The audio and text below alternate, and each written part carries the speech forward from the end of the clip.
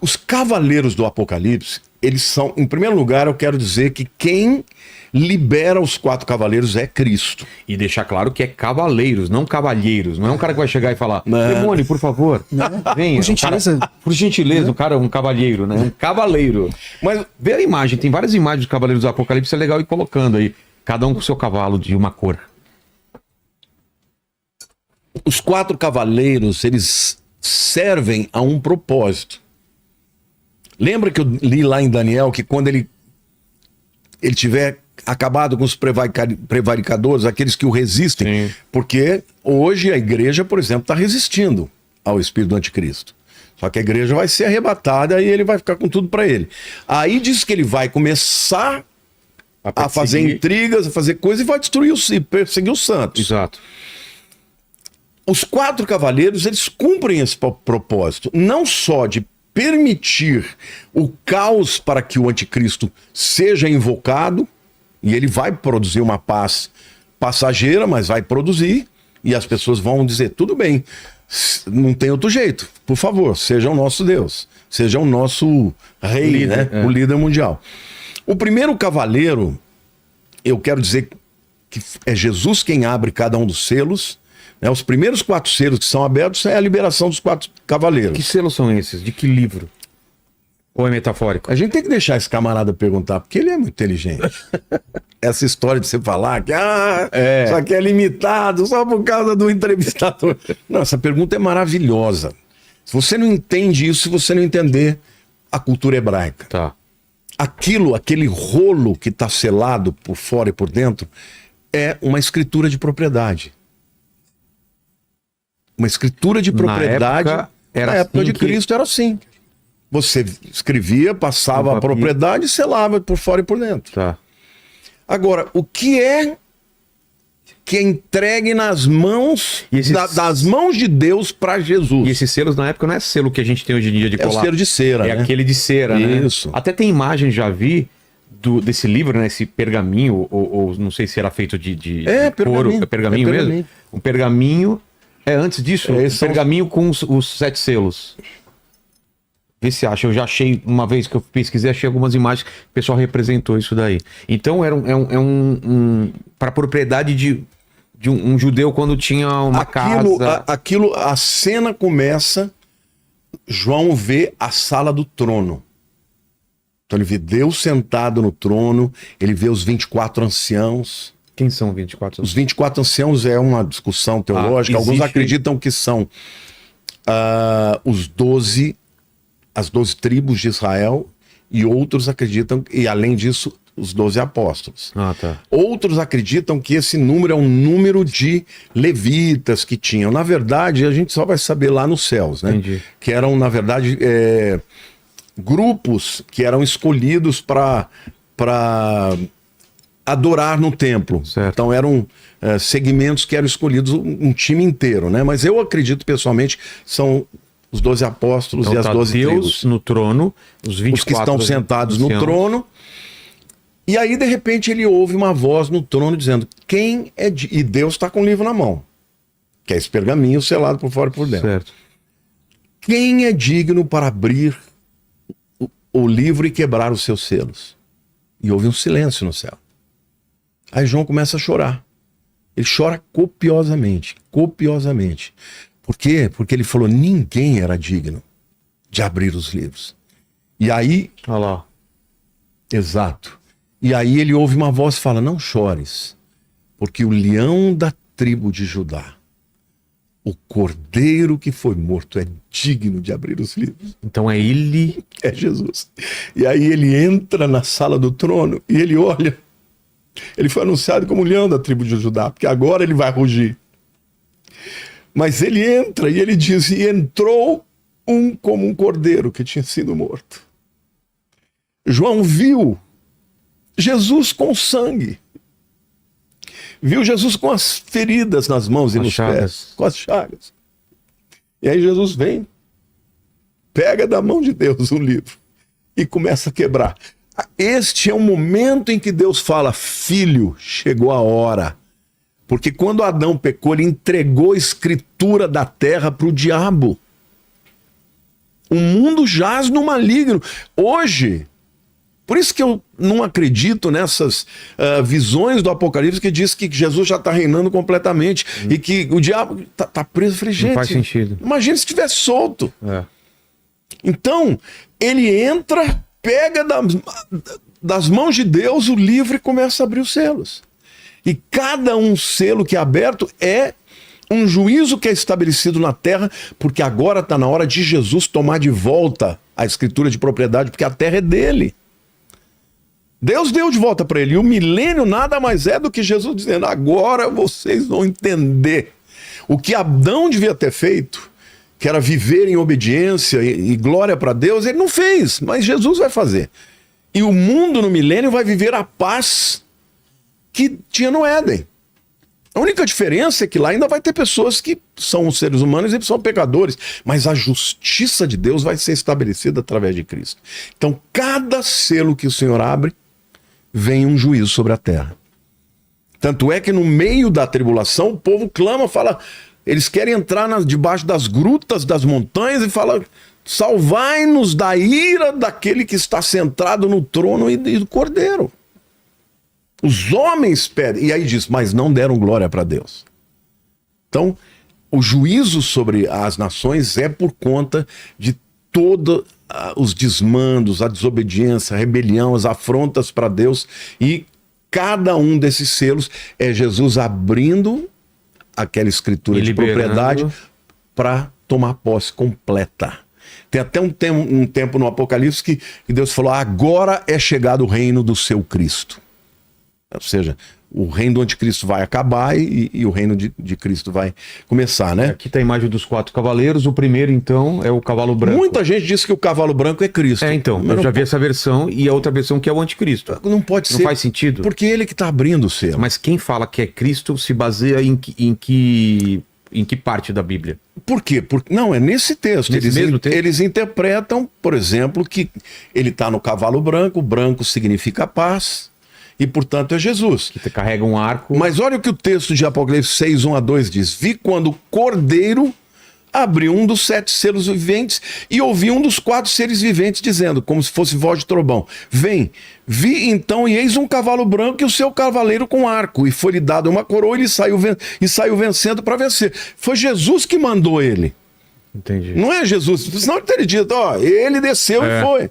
Não, ele vai abrir os selos e ele vai enviar os 4 cavaleiros. Tá. Então, esse cavalo branco não é Jesus, ele é o anticristo.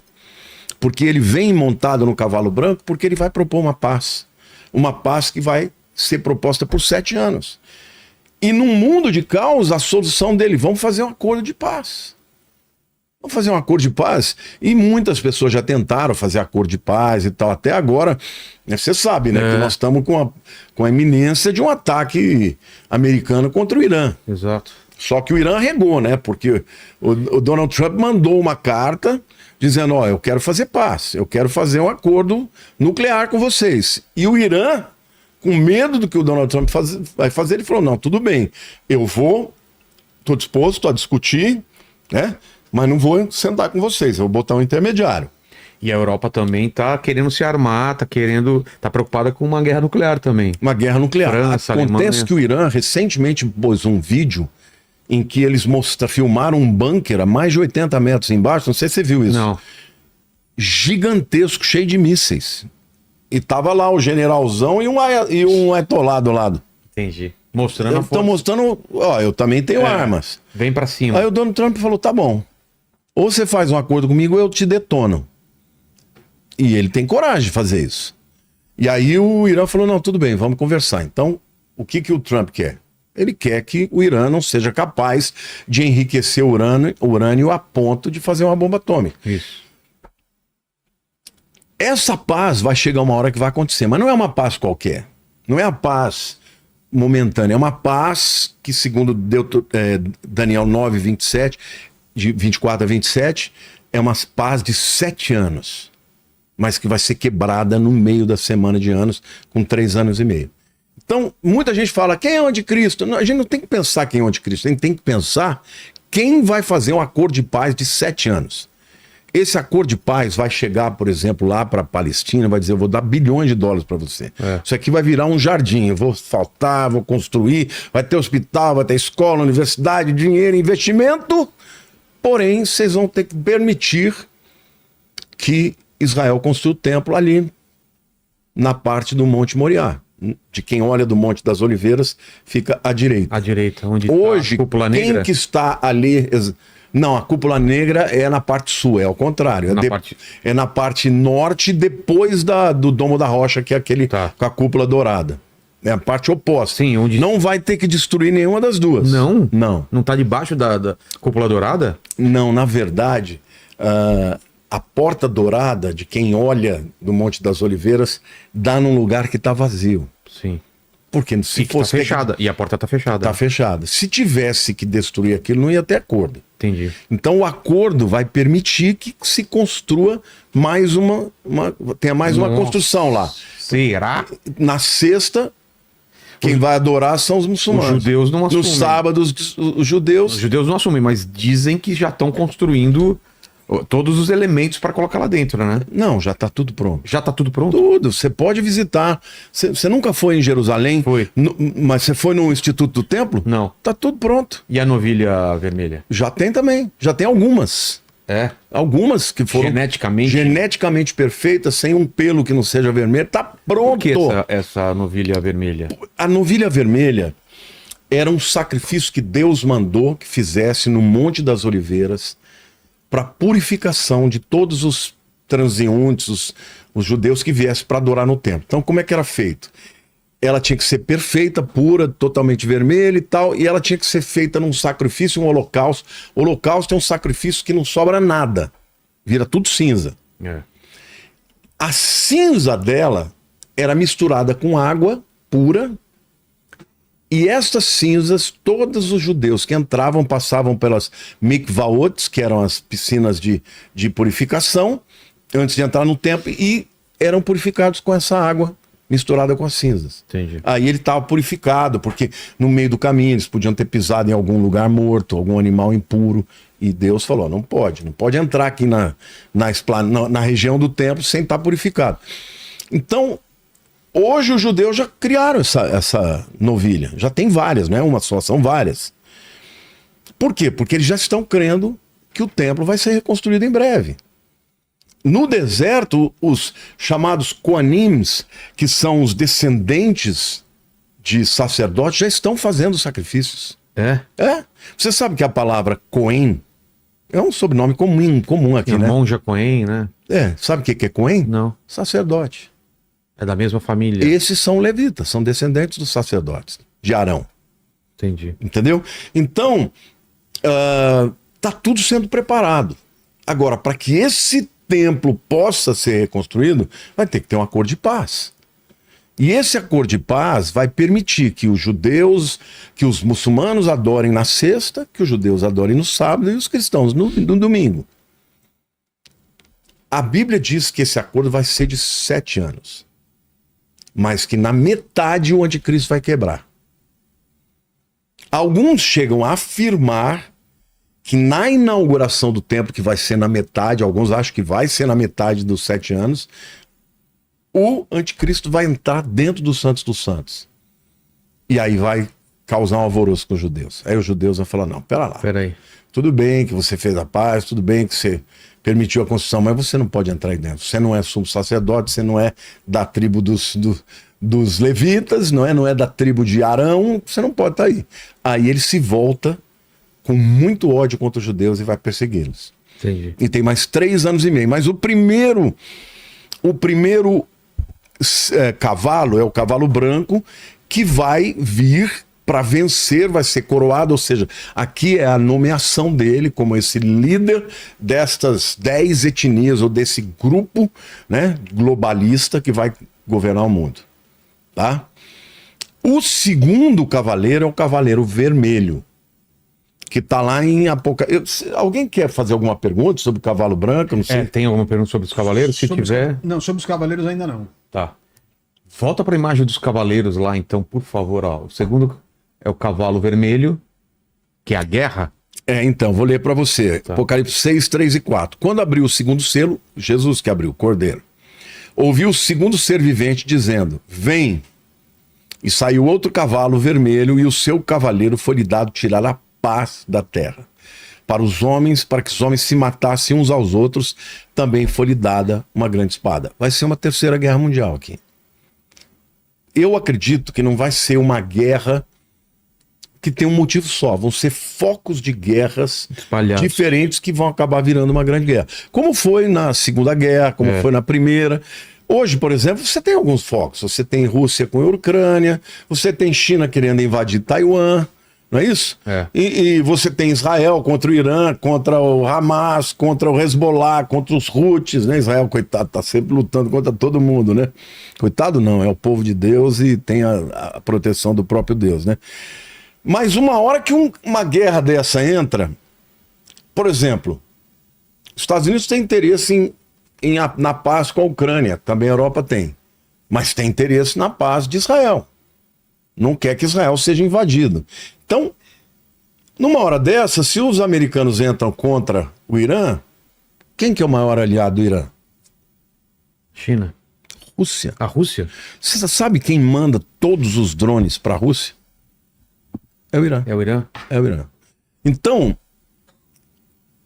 hoje essas guerras pontuais, elas podem evoluir para uma terceira guerra. Por quê? Por causa de aliados. A China quer Taiwan de todo jeito. Por causa do quê? Por causa do como é que chama aquele... Microchip? Dos microchips. Entendeu? Por conta do... silício, não é... É um produto que faz esses chips de grande... Sei. Marcelo, como é que chama isso aí? É o silício, não é? É o silício. É o silício que formam esses supercondutores, né? Que é a palavra que eu estava procurando. Então, se a China invadir, os Estados Unidos vão querer entrar também. E isso pode gerar uma guerra mundial. Agora, na minha opinião, essa guerra vai acontecer quando efetivamente o anticristo vai perseguir Israel. Então, o segundo selo tira a paz da terra, é guerra mundial. E o terceiro cavaleiro? O terceiro cavaleiro é o cavaleiro negro, que é Apocalipse 6, 5, 6, que diz assim, quando abriu o terceiro selo, ouvi o terceiro ser vivente dizendo, vem. E então vi, e eis um cavalo preto e o seu cavaleiro com uma balança na mão. E ouvi uma voz no meio dos 4 seres viventes dizendo, uma medida de trigo por 1 denário, 3 medidas de cevada por 1 denário, e não danifiques o azeite. O que acontece como resultado de guerra? Escassez. Fome. Escassez. As pessoas não vão ter condições de comprar o que querem de comida. Vão ter dinheiro, mas não vão ter comida. Então as pessoas vão ter alimento racionado, né? É um caos financeiro, mas é um caos também de suprimento de alimento. E o quarto cavaleiro, que é esse pardo, mas na verdade no original é chloros, é verde. Chloros, é clorofila. É a cor da morte, né? Chloros no grego é verde. Então, mas é aquela cor de corpo... corpo apodrecendo, né? Então, olha o que diz 7 e 8 do capítulo 6. Quando o cordeiro abriu o quarto selo, ouvi a voz do quarto ser vivente dizendo, vem, e olhei, eis um cavalo amarelo e o seu cavaleiro sendo chamado Morte. E o inferno estava seguindo, e foi-lhes dado autoridade sobre a 4ª parte da terra,